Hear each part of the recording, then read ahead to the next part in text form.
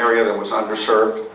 There was also a discussion about public gathering spaces, and something that's been a goal from all the planning initiatives that have come to pass over the last 5 to 10 years. New housing, affordable as well as workforce housing, we'll talk more about that. And finally, a walkable community and the pedestrian focus. And I say finally because the last bullet point is a no-brainer, that a project like this brings jobs, in both not only construction jobs but permanent jobs from the project that's ultimately built here. These are the planning initiatives that we use as references. I'm not going to go through them, but they're all public record.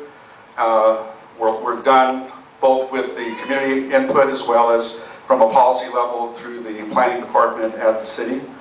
And the big themes that come out of those plans, and surprisingly, is they established a Pearl Harbor Regional Town Center. And our property is within that area. And the goal for the Pearl Harbor Regional Town Center was encouraging mixed use, encouraging higher density, encouraging choices of housing, encouraging a public and pedestrian orientation. So again, we feel our project meets those kind of objectives, and we certainly wanted to follow what the theme was of those planning initiatives. Our Hawaii project team, we talk about a village. It takes a village to do a project like this, and we were really blessed to have all Hawaii consultants, very top in their areas of expertise, that have helped us in all the planning efforts, the architectural efforts, engineering efforts, and we're just really pleased that we were able to have all these different individuals here in Hawaii work on our project. We presented this at the EIS pre-notice meeting, the technical studies that had been identified that were important to cover. I'm not going to read these because we really want to get to the dialogue portion of our meeting, but I just want to point out that as part of the May meeting, we added 3 that are not required as part of an EIS, but were concerns that were raised by community residents. The idea of having a trade wind analysis, shadow study, and additional view analysis from the adjacent properties, particularly Lelepono and Pearlridge and so forth. Now, we're going to be meeting with Lelepono and Pearlridge. We're also meeting with St. Timothy's and Harbor Point because they're immediate stakeholders in our project. So this is a wider group meeting, and then we want to do specific meetings because they've got very specific issues and concerns.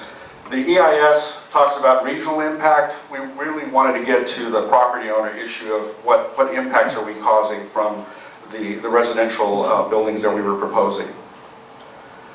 As part of the EIS, we're required to look at alternative options for the property. And hopefully from all the meetings I've had, I've reinforced the fact that this property is not going to stay a swap meet operation forever. When we bought it, the underwriting that we did for the property was to acquire it to build commercial. So this is a ultimate plan. You could look at it as a retail focus. It could be considered an expansion of the mall. There's many tenants looking for an area to locate, larger tenants who would love to be across the street from the second largest mall on the island. And this project is about 1.5 million square feet, over 6,000 parking stalls. It was analyzed in the traffic report. And it's interesting to see that during the evening, 20% more traffic on the local roads, and certainly on the weekends, because of the nature of the kind of development it is, it's almost 40% more traffic. Now, this kind of development is regional focused. It's bringing people from outside because you're clearly bringing tenants that would be of interest for people, for shoppers, and has much more of an outside orientation than being something just for the Aiea community. Again, an example of what a project like this could be. That's the 60-foot height limit under a current B2 zoning, and you'd have to respect certain setbacks, but you could build the project fairly close to the street. Another alternative would be more of an office focus. This could be professional office, could be medical office, it could be public offices, all sorts of schemes here. And that optimum project, again, under the current zoning, would allow 1.3 million square feet, 4,400 cars, and it has a much more dramatic impact on traffic. Morning traffic doubles what our project as a mixed use would create, and in the evening about 50% more traffic. And again, a visual of what that kind of project could possibly look like on this site. This is our new master plan, and I want to kind of start with the big context so you can see the surrounding areas. We've laid our plan on top of the aerial. This is Mauna Road, this is Kanoi Street going down to Kamehameha Highway. This is representing a future transit route. That's the proposed transit stop. West Ridge Shopping Center, Harbor Point, St. Timothy's.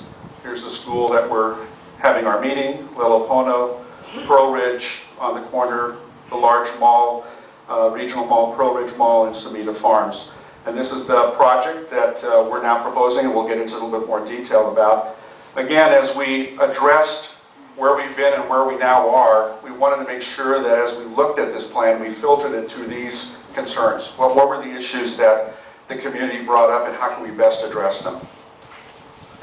So the plan has not changed from the standpoint of having the Main Street component, but what we've done is make sure that this Main Street is straightened out a little bit longer so that we can deal with the slope issues, but more importantly, carry the capacity of traffic. This is going to be essentially a private road, but it'll be publicly accessible, where there's no restrictions on the public using it. As part of this roadway network, we wanted to make sure that we made all the connections that were appropriate in terms of the signals lining up with the Pearlridge Park, with the Pearlridge Mall.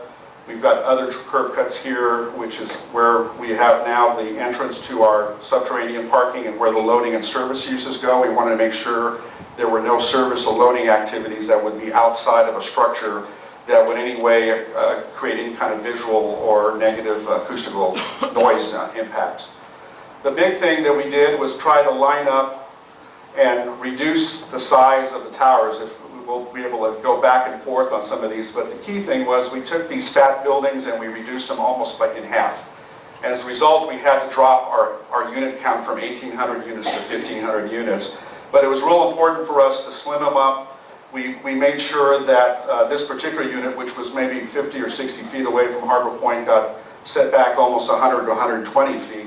And we began to play with the variable height. So on a plan standpoint, this is still a 350-foot tall building, but it's much slimmer.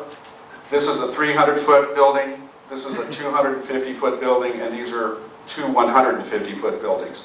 And again, when I say 150 feet, that's not all residential. These are all sitting on top of a combination of either other retail. Certainly on Main Street, you've got shops underneath this as well as parking. This one has parking primarily, and this has got both parking and retail, and it's inclusive of all those levels.